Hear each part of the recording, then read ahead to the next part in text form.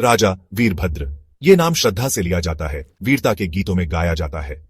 वो आनंदपुरा राज्य के रक्षक थे, एक ऐसी भूमि जो अपनी समृद्धि और शांति के लिए प्रसिद्ध थी। राज्य के ऊपर विशाल रुद्रवीर का किला था, जिसकी दीवारें जीती हुई लड़ाइयों और दी गई कुर्बानियों की कहानियां सुनाती थीं।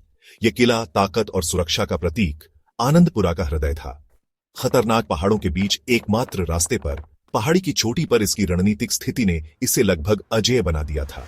राजा वीरभद्र किले के महत्व को समझते थे। ये सिर्फ पत्थर, चूना और रणनीतिक जगह से कहीं बढ़कर था। ये उनके पूर्वजों के सपनों, उनकी प्रजा की आशाओं का रूप था। उन्होंने अपनी जान देकर इसकी रक्षा करने की शपथ ली थी। एक दिन आनंदपुरा की शांति भंग हो गई। सीमा से सैनिकों ने बुरी खबरें लाई।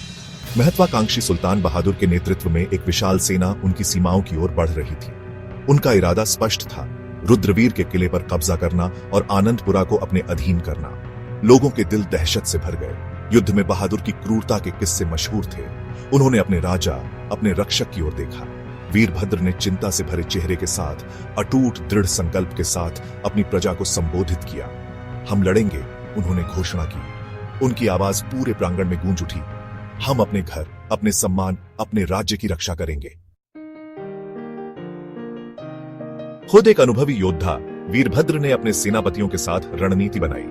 वो जानते थे कि उनकी संख्या कम है। बहादुर की सेना विशाल और अच्छी तरह से सुसज्जित थी। फिर भी राजा के पास एक मजबूत पक्ष था, खुद फोर्ट। उन्होंने अपने सैनिकों को आदेश दिया। उनमें से हर एक अपने राजा और राज्य के लिए अपनी जान देने को तैयार था। धनुर्धरों ने प्राचीर पर अपनी जगह ले ली। उनके तर्कश घातक सटीकता से भरे हुए थे। सैनिकों ने फाटकों को मजबूत किया। उनके चेहरे गंभीर, उनका दृढ़ संकल्प अटूट था। हवा प्रत्याशा से भर गई। तूफान से पहले की शांति छा गई। युद्ध कई दिनों तक चला, तीरों, तलवारों और आग का एक तूफान। बहादुर की सेना ने लगातार हमला किया। उनकी युद्ध की चीखें पूरी घाटी में गूंज उठी। लेकिन रुद्रवीर के रक्षक मजबूती से डटे रहे। उनका साहस वीरभद्र के नेतृत्व से बढ़ा।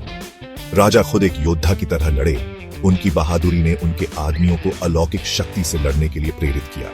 अंत में कई दिनों तक चली भीषण लड़ाई और दोनों ओर भारी नुकसान के बाद जीत हुई। बहादुर की सेना हतोत्साहित और कमजोर पीछे हटने को मजबूर हो गई। जीत मुश्किल से मिली थी, जो राजा वीरभद्र की रणनीतिक प्रतिभा और उनके सैनिकों की अटूट वफादारी का प्रमाण थी। आनंदपुरा के लोग खुशी से झूम उठे। उन्होंने अपने प्रिय राज्य की रक्षा की थी। विजेता राजा वीरभद्र रुद्रवीर की प्राचीर पर लंबे खड़े थे, जो साहस, रणनीति और अपने राज्य के प्रति अटूट प्रेम का प्रतीक थे। रुद्रवीर का किला लंबा खड़ा था। आशा की किरण सभी को उस राजा की याद दिलाता था जिसने अपनी कसम निभाई, उस राजा ने जिसने अपने राज्य को बचाया।